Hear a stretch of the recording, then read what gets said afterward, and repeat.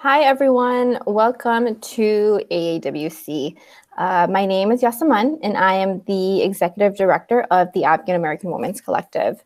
For those of you that are new to AAWC or have never seen our live panels before, our vision is to empower, connect, and support Afghan-American women. And our mission of the group is to provide resources through education, networking, and public advocacy to empower our community to achieve both career and personal. Some, or maybe you have not, this is your first time before, where we discuss certain topics that we believe impact our community, specifically Afghan-American women. And a lot of the discussions in the past have been with AAWC's board, but we wanted to do something different this time, where we invited others in our community to be in the discussion as well. And the topic for today's discussion is professionalism and philanthropy. We've had a lot of conversations within the board about how Afghan women are so involved within the community, whether it's through their profession or whether it's through philanthropy outside of that. So we really wanted to give people an opportunity to highlight the things that they're working on, both to showcase the great things that are happening in our community, but also an opportunity for others to know what is it that people are doing and what are ways that maybe I can get involved, or if I want to create my own organization or I want to help back, what are ways that I could potentially do that? So with that being said, I am super excited to have the panel introduce themselves. They are like the most accomplished, successful, amazing women. I know they're excited to be on the panel, but I think I'm more excited than they are. So with that, we'll go ahead and have Behnaz introduce herself first. Hi, everyone. It's such an honor to be here. Thank you guys for having me. I'm Behnaz Babazadeh. I head up design and user experience at Oracle. And we have essentially had many hackathons at our technology company. And so at these events, these are really cool events where we can bring together engineering, design, product folks, and bring everyone together to hack on different problems within our business or within our day-to-day lives. And I essentially took that experience and it was inspired to do the same thing in Afghanistan. And 2 years ago, I started a company called Code 93, and we host hackathons in partnership with a Silicon Valley company called Angel Hack to have hackathons in Kabul, and we get a wide range of participants. So it's been really amazing to kind of really activate the startup community in Afghanistan, and also really be very women-oriented, women-focused, and increase that kind of mentorship and collaboration between, technology and technology company and folks out here with Afghanistan and people in Kabul. So thank you for having me.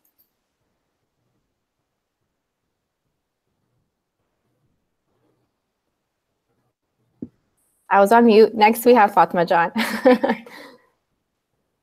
Hi, everyone. Thank you, AAWC, for hosting this and for having me on. I definitely have imposter syndrome right now. You guys are amazing, so thank you for including me. My name is Fatima. I was, like so many of us, born in Afghanistan, but left as a refugee and went to Australia and then moved to New York about 13 years ago. I work with an organization called Women for Afghan Women, and we have a community center in Queens, New York, and we have 34 centers in Afghanistan in 14 provinces. It's a grassroots civil society organization that does human rights work and women's rights work. And I think when I was a kid, I remember protesting in the street against the Soviet invasion. And only recently, I think I realized that sparked something in me, because then I remember watching the tanks roll out, and I somehow connected my small little protest to the Russians leaving Afghanistan. But yeah, I've been doing social justice work for many years now, and initially started by being involved with an organization called the Gathering for Justice, which is an organization that deals with mass incarceration and youth incarceration in the US, that is founded by Harry Belafonte. And I'm really passionate about it, but thought my voice might be more representative of my own community. So I came towards our community and worked with Women for Afghan Women, but I also work with an organization called, or a nonprofit called Afghan Hands, which is started by my amazing big brother, Mateen. I don't know, I think many of you probably know him. He's an amazing person, and he works with widows in Afghanistan and empowers them through life skills and education. And my mother was a widow, so that really spoke to me. So thank you guys for joining, and I hope this conversation is helpful. I know it will be for me as well, and I hope it is for you guys. There you go. Okay. Am I up? Go for it, Leeda. Okay, great. Hi, guys. My name is Leeda Rashid. I am here based out of San Francisco, California. I am a physician by training. I work as a hospitalist here in the Bay Area. I also work in the area of health information technology at a healthcare analytics company. In my passion, however, has been for quite a long time now working in Afghanistan. My family and I started a nonprofit back in 2014 after having made several trips out there and seeing the paucity of services in terms of healthcare, which is sort of my background, but also in areas of education and economic development. And so we've really sort of run the gamut of different projects in Afghanistan. We have done everything from deploying innovations that have been designed at the Stanford Design School to working in research to doing yearly Ramadan feeds. So we're trying to just do our best and helping support families, individuals, different sort of institutions that we feel are really creating sustainable change in Afghanistan. Our most recent project now is working with the Afghanistan Cancer Foundation, which is really the first ever of its kind in the country to help deploy resources in terms of diagnostics and medical therapeutics. But plenty of work to do, and there's sort of never enough time to do it all. But I look forward to this discussion because I think this is so timely in an era where, especially Afghan women, we're doing so much, and yet there is always sort of this, pull back to go back to your roots and to give back to your community. So I think I'm really happy to be part of this discussion, and I look forward to it as well. I guess that leaves me. Hi, everyone. I'm Awista Ayazi. I want to say thank you to AAWC for having me, and thank you to our viewers. I hope that through this information sharing, you gain something. I am an attorney based in Washington, D.C. I practiced at a private law firm for a while, but prior to that, during law school and even earlier, I always had a passion just for advocacy in general, advocacy for people who don't have a voice, for the most vulnerable populations. So while I was in law school, for example, I worked for various NGOs that investigated humanitarian law violations, like in South Sudan. And then after law school, when I entered private practice at a large firm, I tried to stay committed to the field through my pro bono service. So I had clients like NGOs in the city who work on anti-human trafficking efforts within the country. And so after spending some time at the firm, when I felt that the time was right, I resigned and started a for-profit international development consulting firm with my partner so that I could focus on human rights full-time, as my passion, as I said, really lied in advocating for the most vulnerable populations. So once we got that business rolling, we serviced a variety of clients, NGOs, government agencies, private clients. we formed a nonprofit that does the same thing. Both entities have the same mission, which is to bridge the gap between civil society and governments, security sector, to work together to promote peace and to uphold the rule of law. And we do that by building the capacity of nations to do that on their own. Because a lot of international development that's happening in the world today has no focus on sustainability and inclusivity. And that's a major part of the brand for both of my businesses. We try to make sure that all voices are heard in the reform process, and that people's capacity is built to implement the reform on their own so that the progress is sustainable.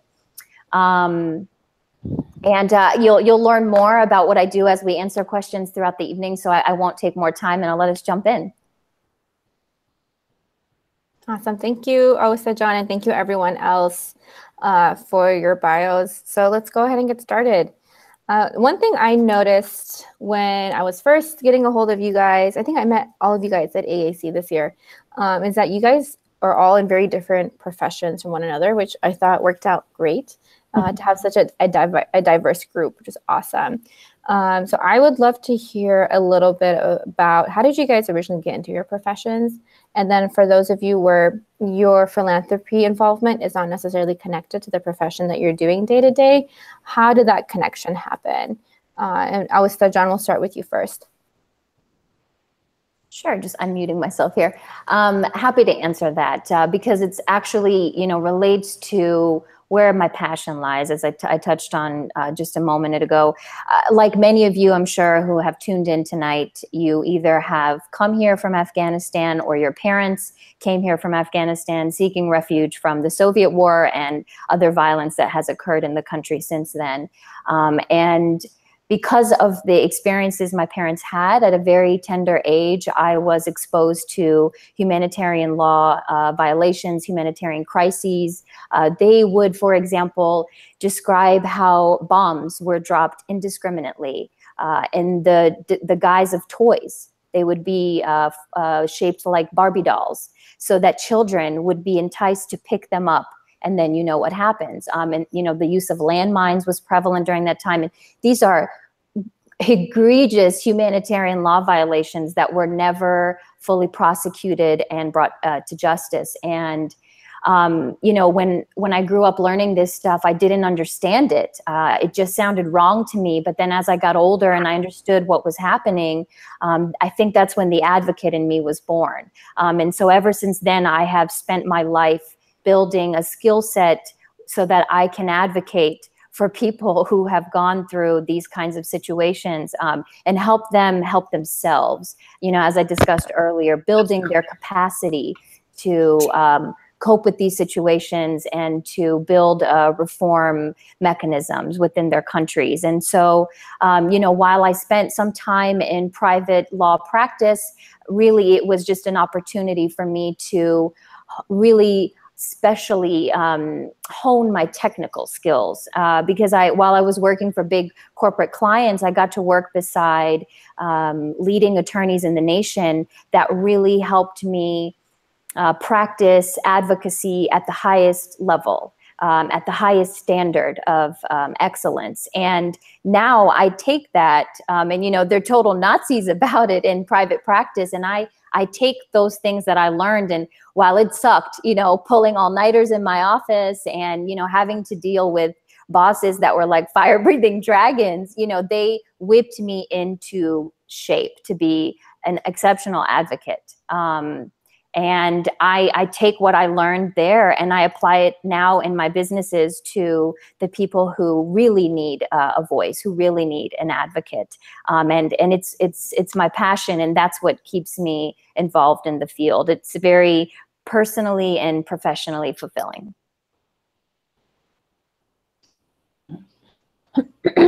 So, yeah, that's sort of passion. Awista, John, is exactly sort of I think the binding theme here when it comes to, working in any capacity really in Afghanistan. So to answer your question, yes, John, I went to medical school because, there's not a lot of like, you know, the options among Afghan families are you going to be a doctor, an engineer, or a lawyer, right? Like, yeah. But, you know, they got lucky. I actually really liked medicine. I loved science. I was always a science nerd. So I went to medical school because I just had a passion for science. But, you know, the first year actually out of medical school, I spent my first summer, which is a traditional summer that a lot of medical students take to sort of discover the specialties they want to go into.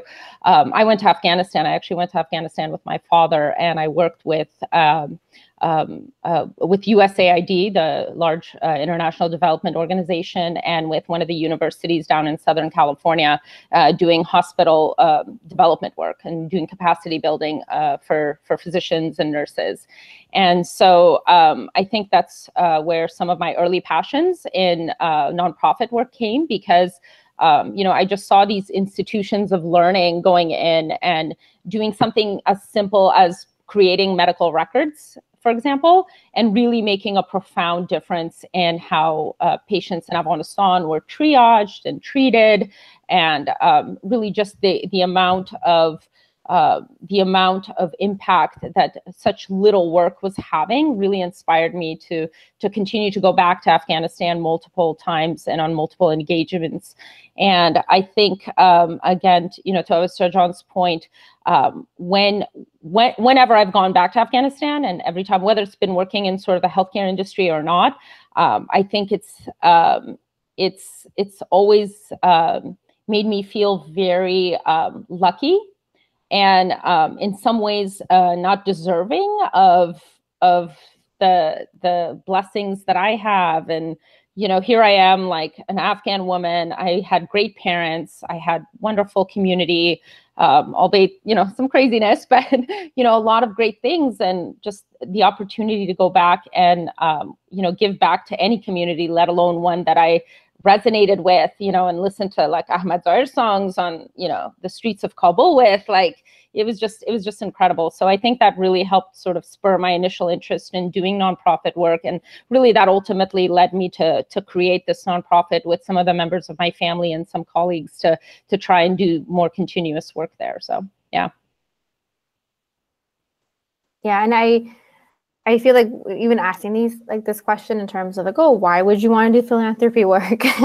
Like asking an Afghan-American, you know, or just Afghan in general, like you can almost already know what the answer is going to be. So obviously giving back is, especially to something that you're very passionate about, it's very fulfilling and whatnot. And Behnaz, I'll throw this question out to you, but what do you think drives you to give back to your community through your organizations that you have? And what would you say is the most satisfying part of your involvement? I think for me, it actually didn't really start from the point of wanting to give back necessarily. I mean, I think that was a gut instinct of like, if I'm going to go to Afghanistan, I need to contribute to the community some way. And it really was almost organic in that the timing was right. I became aware of this company called Angel Hack that does global hackathons, and they have a program where these different cities all around the world, the winners of those cities are then participating in a larger hackathon and competing for a grand prize to then come to California and get one-on-one mentorship and potential VC investment, which is insane. You know, when you think about like the kind of opportunities they even have access to in Afghanistan. So when I had the opportunity to go back, I really brainstormed ways that I could get involved with community and do something valuable while I'm there.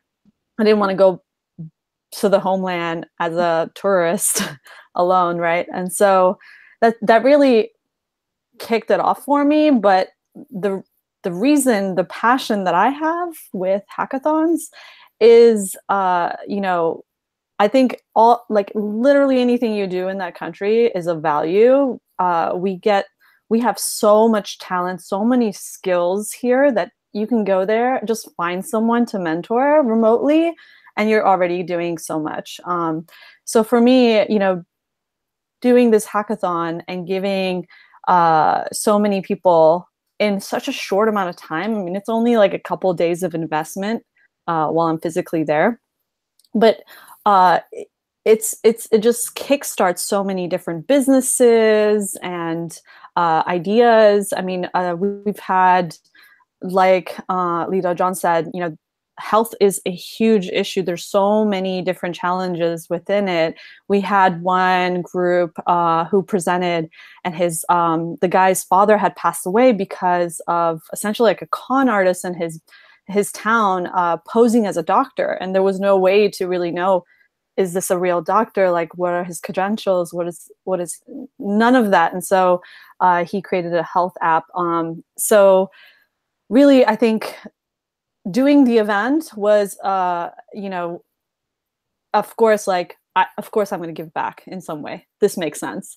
But what's kept me in this, you know, what made me start the company and do this on an annual basis is really the outcome of the event and seeing what sort of amazing projects come from it, and all these like really amazing young entrepreneurs, you know, really speak up and say that this made a difference, that this has, you know, started a company, we're looking for this sort of resource, and any sort of guidance and support I can give without even being in Afghanistan gives me a real sense of like, you know, gratitude that I'm having an impact without even having to physically be there. Mm-hmm. Yeah, and that's like really beautifully said. Behnaz, like, I think people get involved for different reasons, right? And your point about like anything we can do is a value, I think it's of a lot of importance. If in the organizations that you guys are part of, obviously something has to be going well.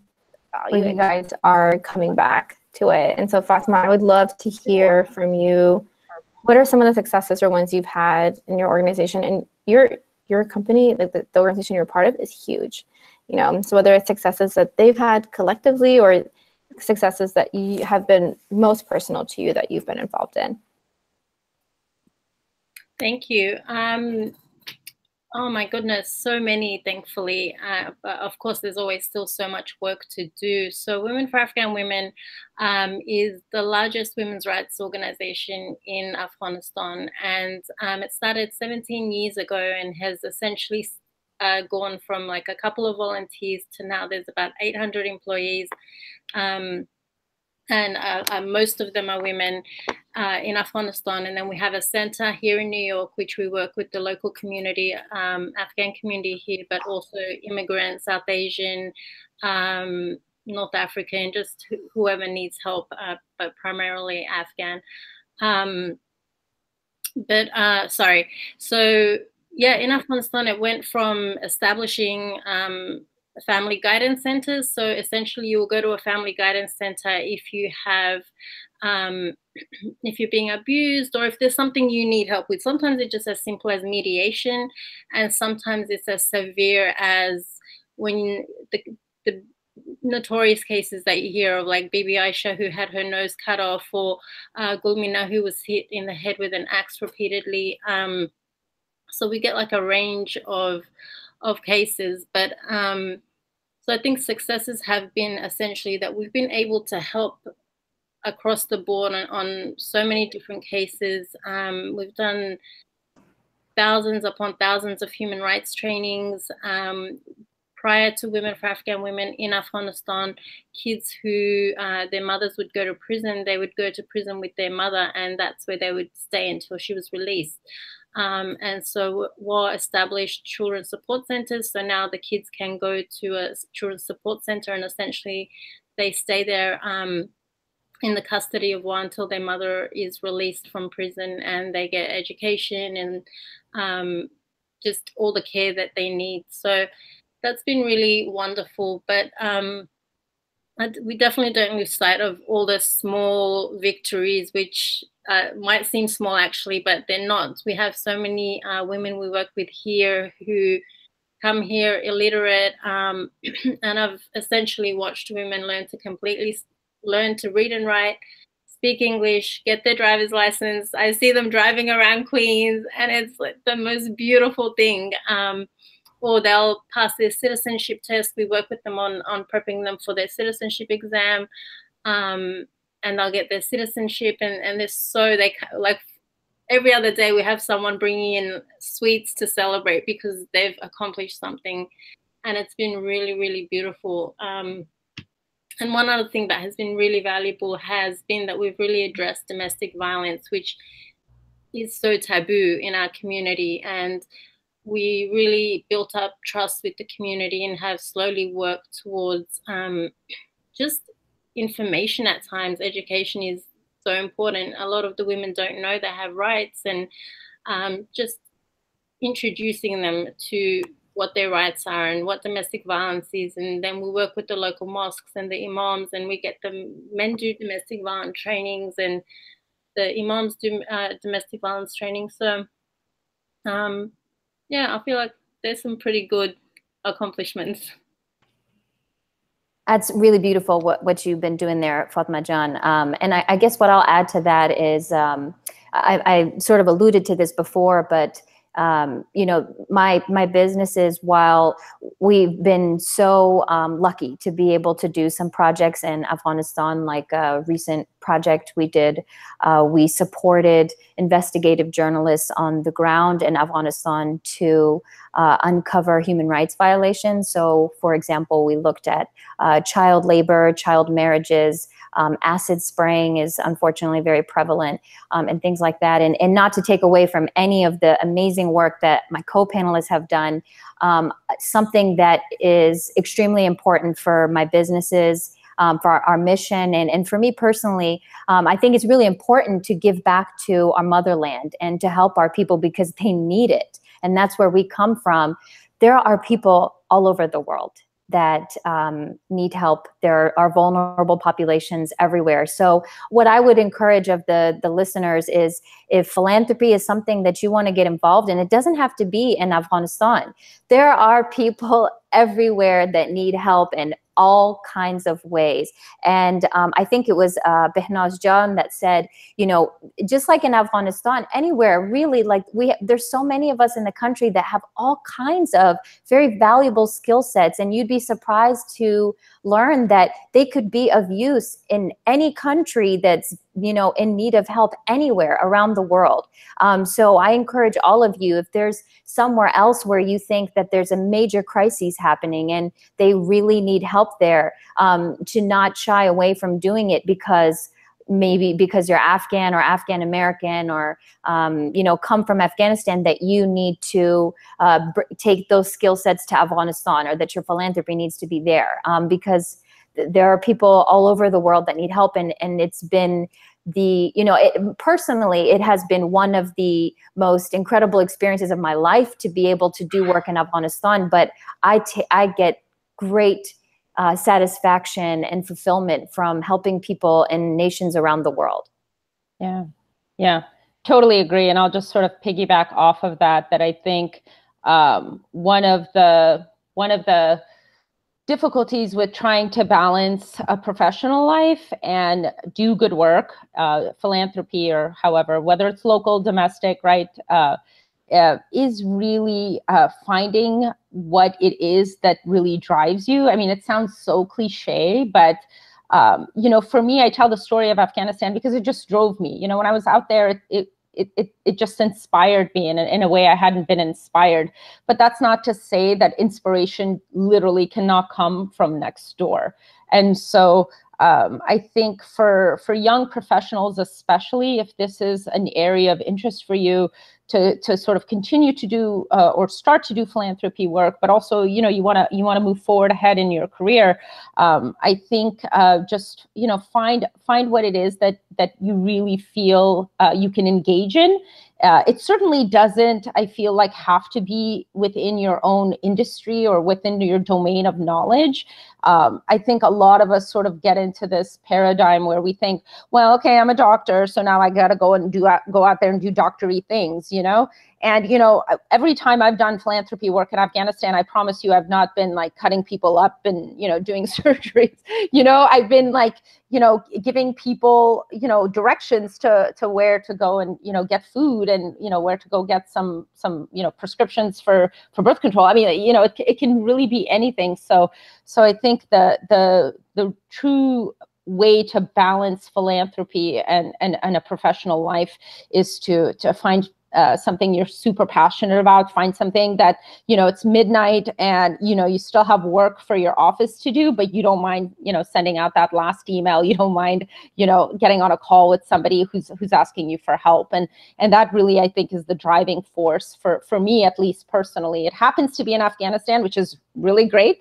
But it, to echo Awista, John, it certainly never has to be either, you know, cultural or religious or some sort of other parallel. It really just, the parallel has to be your own passion. Yeah. Just to add to that, I appreciate what you guys both said, because I remember at AAC, someone specifically said during one of the panels, they were like, well, I don't feel so connected to Afghanistan or to the Afghan community. Like, this is my first time really connecting with the community, but I see, you know, Black men being shot on the street every day, and that's my neighborhood. So I feel torn, like, am I supposed to help here or am I supposed to help there? And I say it all the time. It's exactly what you guys said. And there's so many ways to get involved. And I think at times we want to see change overnight, and it's just not going to happen overnight. I think once you accept the fact that essentially, like, systems or wars or structures that have been in place for decades or centuries, it's going to take just as long to, you know, it's going to take a long time. Maybe not just as long, but it's going to take a long time to see change. So simple things like voting, being part of your community boards, petitions, protesting. I know that people are sick of protests, but like mass protests can truly work depending on how it's done. And then also, we don't always need to reinvent the wheel. Like, find trusted organizations and donate to them. Like, so many nonprofits are lacking, like the grassroots organizations, like ACLU does, for example, amazing work, but they have a ton of money. You know, they're good.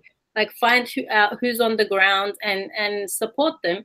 And then also volunteer. Like, I know for our community center in New York, we run on volunteers, and we couldn't do the work without our volunteers. And we have people who come in and then they end up loving the women or loving the kids. We do girls leadership programs, boys leadership programs, homework help, we ESL classes. Like, there's so many ways to get involved. So even volunteering is, you know, once you've connected to any organization on that level, like so many organizations, that's just a very simple, easy way to get involved and to just not be disheartened, especially if you're involved in that way. You do see the effects of it. Like, we have volunteers who come and they think they're coming for a month and they end up staying. I've seen volunteers for 3 years and they're completely connected with the women, and it's the most beautiful thing. But start small and don't feel overwhelmed, or don't feel like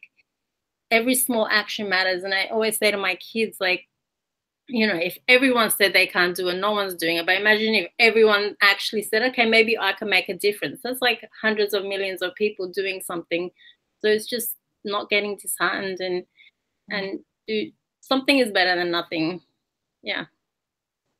Yeah, and I think one connection that I've noticed when you guys are talking about this is, especially your comment that you made about ACLU, is, yeah, there's a lot of organizations out there. Some have more money than others. Some need more help than others. So whether it's getting involved in something that is literally in your neighborhood, or getting involved in something that's across the world, figuring out what you're passionate about. And I think sometimes also connecting or being involved in organizations also has an element of risk. You know, like, you want to be involved in one that maybe you think is going to, this won't be as risky or won't be as much as a gamble as others. And I think that's especially big when you're starting your own organization, or maybe you're starting your own company and you're into it 110%. And so I'll throw this question to you and be like, what are some of like the bigger risks that you've taken with your organizations? Sure, happy to answer that. And I also wanted to, in the same vein, add a little bit to what Fatima John was saying. I think it's a really important point because it can be very overwhelming. If you think you want to get involved in philanthropy, but you think about how much crises is happening around the world, and you think there's no way that your little contribution could possibly make a difference. And this relates to kind of answer this question in terms of the biggest risk. Like, I'll go into more depth about this, but when I walked away from private practice, a lot of people, looked at what I was doing and, mocked me and said, like, oh, she thinks she's going to save the world. And I don't think I'm going to save the world. I can't save the world. Like Fatima John said, all I can do is my part. That's all I can do with my time, is try to, drop by drop, we form a river, right? It's my favorite proverb. And we just that's all we can do, is take each of our individual skill sets, apply them in whatever small or big way we can, and collectively that becomes a movement. That's how all change happens. And I'll share a personal anecdote with you that when I studied international law before law school, when I was done with my degree, I was totally jaded by that experience, learning about the UN and the corruption at the highest levels, and how just like it felt like nothing was getting done and it was all for nothing, and all these efforts are wasteful because there's just, the corruption never ends. And I was just, I was like, okay, I'm done. I can't do this, And it wasn't until I got older and I started to, with age comes wisdom, and to get a bigger picture and to kind of understand exactly what Fatima John was saying now, that everybody has to make their small contribution. I feel it's each of our duty. That's what we're meant to do with our time here, to all make our contribution. And, to not belabor the point and take up too much time. Biggest risk, to be very clear, I think it was, who said it? I think it was Leeda John. She was saying, like, Afghan, there's so much pressure. You're either a doctor, lawyer, engineer, or you're nobody, right? So when I became a lawyer and I got my fancy law firm job, I was making 6 figures. I made so much money, I didn't have time to spend it. And I don't say that to brag. I say that was one of the biggest risks. I gave it all up. I walked away. I was on the partnership track. I had a very secure job. I worked for the largest firm in the world. I worked with senior female partners that were pulling me up, with them and wanted me to be a partner in the firm eventually. And I gave away the financial security of that path. The inherent risks of entrepreneurship were there. And entrepreneurship is still not a very prevalent thing. I mean, there's many entrepreneurs in our community, but it's not as common in our community because we're not a community of risk takers necessarily. And it takes a whole lot of risk. And so, a lot of people in the community still look to me and think that I gave up everything and that I walked away from my whole life. But actually, I didn't even feel like my life started until I began doing philanthropic work full time. That's all I'll say on that. Well, I mean, I think you're making so many good points. I was so drawn. We need to talk more. But I think, at least in terms of the nonprofit work that I've done in my life, I feel like the biggest risk I've taken, and this probably happens with a lot of people who get into organizations or create their own organizations and go into sort of, uncharted territory. But I would say just believing in, I guess the risk really sort of at a high level was believing that something would have impact and that we as an organization would have impact without having a lot of the financial and human resources available to us. So the example I want to give is when we first started this organization, we went out to Afghanistan because, as a physician, we'd work in these hospitals and we'd see, a lot of premature children being born and not a lot of baby incubators. So we worked with the design school at Stanford to help deploy these really innovative baby incubators that were, at 1/20th of the cost, and that they didn't require electricity. We could get them from one of the states in India where they were being manufactured to Afghanistan, and all of a sudden, all these babies that were being born premature could have a solution. And I think the biggest risk I took was, or at least we as an organization took, and in sort of the entire area of philanthropy we took, was that we didn't have a lot of data or information to back up that decision. So not a lot of subjective a lot of subjective data. So people couldn't send me reports and say, hey, Dr. Rashid, here's all the information about how this thing is going to impact lives in Afghanistan, because it was gonna, it had already impacted some lives in Nepal and in India. And so we had to do a lot of diligence in trying to understand how this technology or this particular program would fit in Afghanistan. And our sort of risk was in saying, what, we understand Afghanistan's context enough that we are willing to risk all of our sort of funding and risk all of our human resources to bring this thing in. Now, the risk sort of worked out for us in the end, because we were able to deploy across 4 major regional hospitals. We got about 10,000 babies using these incubators when they didn't have any other options. And so, there was a lot of lives saved, and really it was just such a blessing. But to have to make that decision from a nonprofit standpoint and say, okay, we're willing to move forward with this program, or we're willing to back this work stream, without having a lot of hard objective information, was probably one of the biggest risks we took, because it was one of our first major projects. But I think it sort of speaks to the landscape of philanthropy, right? So in science, and at least in medicine, we're very evidence-based driven. We try to do everything based on research and data and science.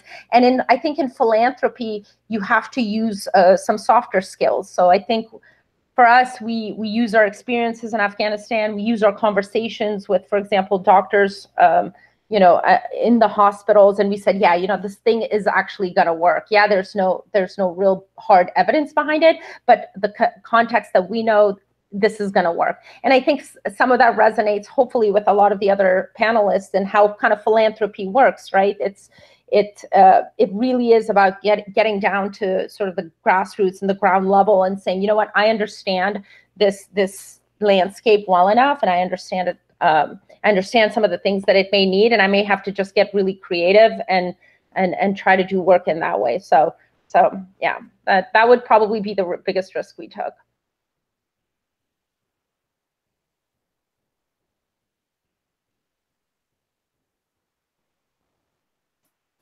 You're on mute, Behnaz. Yeah. My bad. I just wanted to say that, wow, as you guys are talking about all of the incredible work that you're doing, I am just like, wow, how do you have time for all of the things? It's like incredible.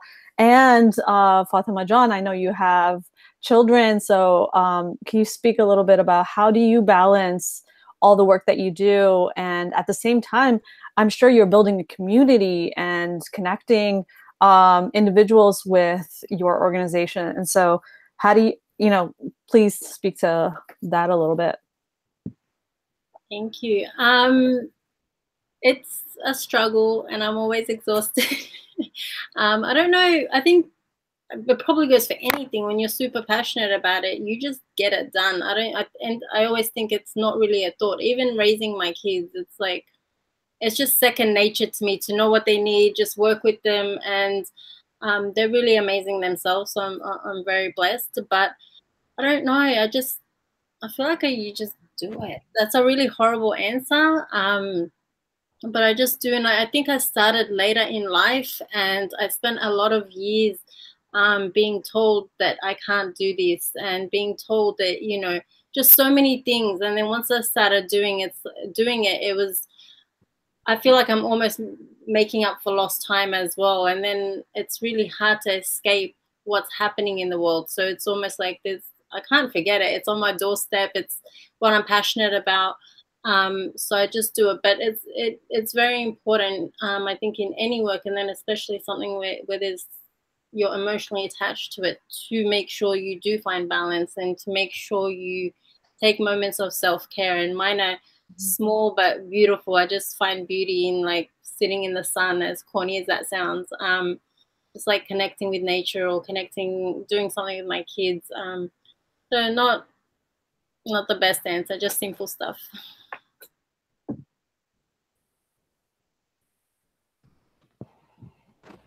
Yeah, I stay up really late. I don't know. I just stay up late a lot. Yeah, I was going to say kind of the same thing. I think it is like a string, you know, a string through this whole thing, a theme that, you know, it sounds very, very cliche. I know Leeda was saying this earlier, but passion really is what's going to help you have the fuel that you need to keep going. Because, I mean, the philanthropic work I do now is my full-time job, but there was a time where my for-profit, my nonprofit were not making enough money for me to quit doing my contract attorney work full time. So I was working like 3 full-time jobs at the same time at one point, you know, and it's probably none of that even compares to having 2 children. Can't imagine adding that to the mix. But, you know, I was permanently tired. But what made me excited to wake up every day was the prospect of what I could accomplish with the passion that was driving me. And I think it, you know, sometimes it takes time to figure out what you're passionate about. Sometimes, you know, like on entrepreneurship panels, people ask me that a lot. Like, how do you know what your passion is? Like, just listen to what excites you. Whatever makes you excited, follow that, you know, and that will give you all the fuel that you need to make time for things and to balance it with other things that are important to you. Yeah, I think that's really great advice. We only have 12 minutes left, and the discussion is so great. So I'm going to move forward a little bit to a topic that I think a lot of us have had questions about in our community. Being involved in philanthropy work, I think especially if it might be a profession where if you're not a doctor, lawyer, or engineer, I would assume could be met with a lot of skepticism in the Afghan-American community and maybe even amongst your family as well. And so I would love to throw the question out there. Awista, I know you just finished talking, but I'll throw it out to you again in terms of your experience going through the whole process and how you felt like the community's reaction was to your journey. Sure. And I think, Leeda, John has something to add here too. I hate being a mic hog, but I am happy to share my personal experience to the, you know, extent that it helps anyone who's listening, because it was extremely hard. Like I said earlier, people mocked me and said like, oh, she thinks she's going to change the world, you know, and, you know, she couldn't cut it, you know, in a big law firm. She couldn't hang, she couldn't take the pressure or this or, you know, whatever. And that's, you know, I know that skepticism can come in many forms, but that's more of the kind of skepticism that I received, that, you know, I had the opportunity to be like a fancy hotshot lawyer and make all this money. And I gave everything up because I think I'm going to change the world. And, you know, it sucks that came from my own community. But what I'll say is that, and I firmly believe in this because it's been a running theme in my life, nothing that is worth something comes easy. So whether it's a skeptic, Afghan, or you want to call them a hater or the naysayers, whatever you want to call them, you're going to be confronted with them in one form or another when you're trying to achieve something great. Anything great that has happened in history or something that someone has accomplished has been met with challenge. And quite frankly, I've gotten to the point in my life where I thrive on it. I embrace it. I'm like, oh, you're going to tell me I can't do that? Watch. And so another thing that's really helped me, or 2 things I'll say really quick, practical advice. One, surround yourself with a support system. Because if there's a lot of naysayers in your community, then you're not surrounding yourself with the right people. You need to surround yourself with people who believe in your potential, who are like-minded, who are similarly passionate in whatever their passion is, that are going to encourage you to go after whatever it is that you want to do.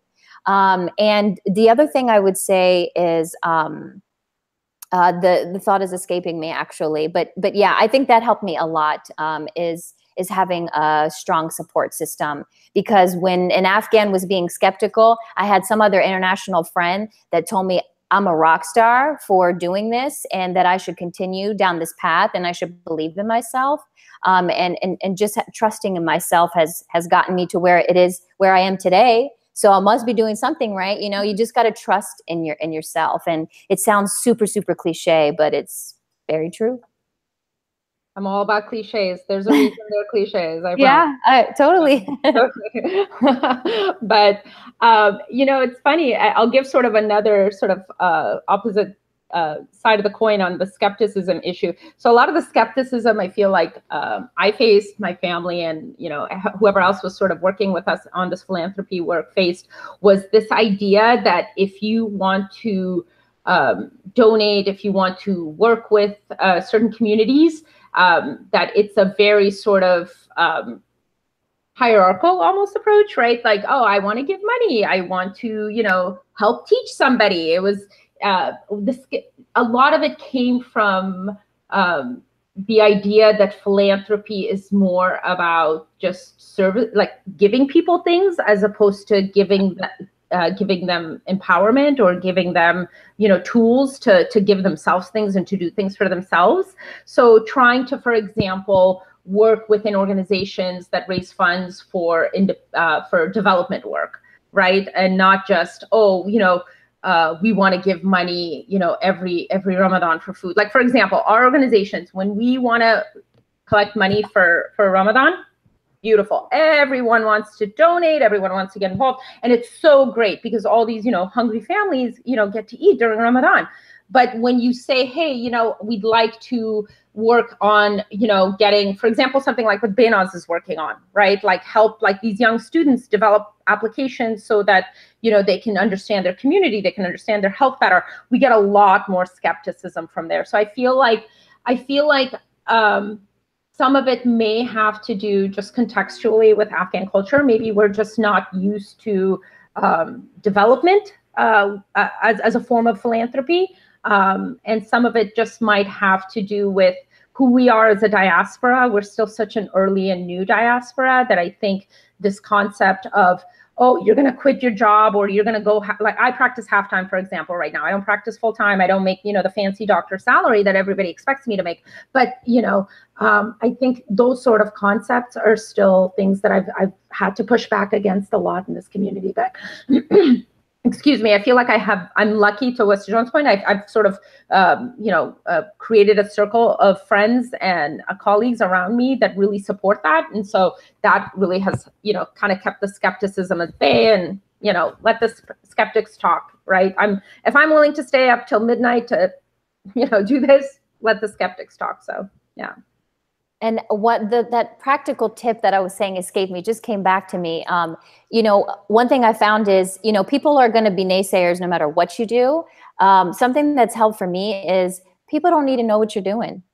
You do what you know is right. You do the work that you want to do. Nobody needs to know about that. Once you know, people are going to be skeptical of what it is that you're trying to do. So instead, just silently get it done. The best way to prove people wrong is to just get it done. And that's how I grew my businesses in the beginning. Nobody knew what I was doing. I didn't tell the whole world. I wasn't bragging about it. I wasn't even telling my family when it was happening. Because as soon as I saw the skepticism, I was like, well, that's the last time I'm telling you guys anything, you know? So I just focused on my mission. And it wasn't until we actually accomplished what it was that we set out to do that people even found out about it. Yeah, I swear I can hear you guys, I listen to your stories all day. And it makes me sad to say that we only have 5 minutes left. But hopefully we can continue this discussion after this panel as well. So the last question I will throw out there that I think many of us are asking is, what advice would you give to anyone, whether it's myself, other people on board on AAWC, or anyone else who is watching that wants to get involved in philanthropy work, or wants to maybe start their own organization or get involved in other work? Well, I'll be very quick, but just quickly to go to the last point, I promise I'll be very quick, is that you are always going to face, not always, our community, unfortunately, I think especially in New York, what we face is that there is that distrust and there's corruption in our country and things like that. So it can be met with skepticism. And trust is so important. Know that it's going to take time to build up. But anyways, what would I say? I would say to my points earlier, the same things. I think oftentimes we get overwhelmed and think of change on such a large scale. And it's really important to also pay attention to change. It can start very, with very small actions. So volunteer, donate to organizations, protest, sign petitions, vote, because it really matters, especially on local levels, your local councils, your district attorneys. That's what I would say. If you want to start your own organization, you don't need to reinvent the wheel. See who's doing great work out there. See if you can build with them, partner with them, or build your own thing if you want to. But yeah, get involved. Yeah, I would absolutely mirror that and say that, like I said, you don't even have to just think in the traditional manner. I mean, just even being a mentor to a young woman in your family or a young man, I think just all around, just any sort of time you can give to people beyond yourself will give you a level of fulfillment that you will be surprised about. And I'm sure you all have already began to do it, because I mean, you wouldn't be sitting and watching this panel if you weren't interested or have been involved to some capacity with some way or another. But I would say that yeah, as far as whether it's like your own personal community locally, or whether you want to connect back with Afghanistan in some way, there are tons of organizations. There are at least 4 represented on this call, and no more. And so, reach out. Where I think I'm not going to speak for everyone, but for myself, I'm always looking for other folks who are passionate about technology, about connecting with the startup community in Afghanistan, and becoming a remote mentor or providing some other connection with like sponsorship or what have you. I mean, I'm happy to also help facilitate your passion. So thanks. So I guess I'll go next. I think really pragmatically speaking, especially if you're like a young professional, maybe just graduating college or early career, I think it's important to think, at least, if not exactly make the decision about whether you want to do philanthropic work full-time or part-time. I think Awista John, you can probably speak to that, having done both, because I've never done philanthropic full-time. I've sort of had other obligations, but again, I've always wanted to continue to do this. And so I've tried to figure out a way to balance my life to do that. But certainly you can choose to do it full time, and just be sort of very realistic about the organization or organizations that you look into. There are a lot of really good organizations that have incredible amounts of funding and support, and they're very well marketed, and everyone knows about them, and they may not be the exact right fit for you. So I think the best advice I can give is to really research what philanthropy is, what kind of organizations within sort of a philanthropic paradigm you are interested in working in, what industries you prefer, what locations you prefer. People love working domestic, some people love working international, and that's really sort of what gets gets their juices going. So you have to, I think, just think about those things and explore them. Sometimes you'll end up in things that may not be the best fit, but there's always a lot of learning to be had. And just again, sort of the overarching theme for all of this is just follow your passions. They may lead you a lot of different ways, but I read, actually, what's ironic is I just recently read this beautiful article about happiness versus purpose in life. And the outcome of this article and all this sort of research was that you can be happy intermittently throughout your life, but if you throughout your life always have a sense of purpose, then you are content and grounded in a way that you really can't be just by pursuing happiness. So purpose is sort of everything, and I think passion leads you to those purpose. So that would be my biggest piece of advice. Totally agree with that, and we're out of time. So, but basically, what I would have to add is essentially a summary of what everyone has said.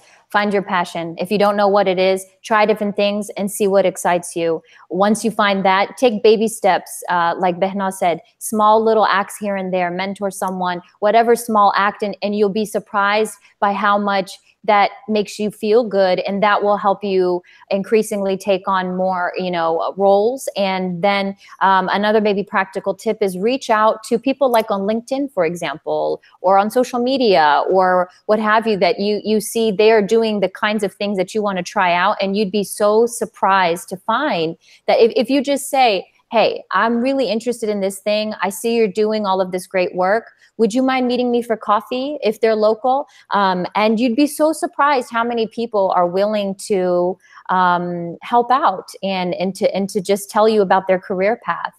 That's something that I've done myself, and it's been very successful for me. And I'm happy to make myself that kind of a resource for anyone. I don't know if we're going to be sharing contact information. You can reach me on social media. A lot of people contact me that way. I'm so happy to, like Behnaz said, facilitate connections with people, so you can find what that passion is, because it truly will lead you to purpose, which equals happiness. Mm-hmm.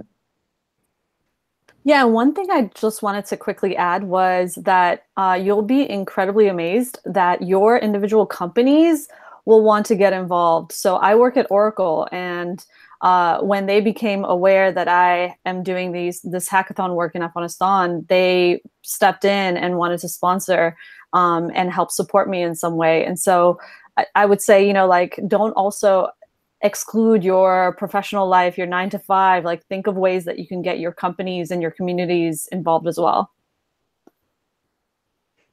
Awesome. Thank you guys so much for being part of this panel discussion. We could go on for 2 hours, and you guys have such awesome, great information to share. Even for myself, just being honest, AAWC is something that we started less than a year ago. So this is something that's completely new for us. And even just sitting here and moderating, but also being like part of the audience and just taking in all this information has been so helpful. So what we will do after this call is we're going to take as much information as we can about the organizations you guys are involved in and go ahead and add it to the YouTube page for this, so that way if someone watches the video afterwards, they can see all the links there. And then also we can get in contact to see what information you guys are comfortable with sharing about yourselves, so we can potentially add to the Facebook page if people do want to reach out. But thank you again for all of the panelists for being a part of the discussion. Thank you to everyone who is watching, and we will keep you guys updated for the next panel discussion. Bye, everyone. Thank you. Thank you. Bye, everybody.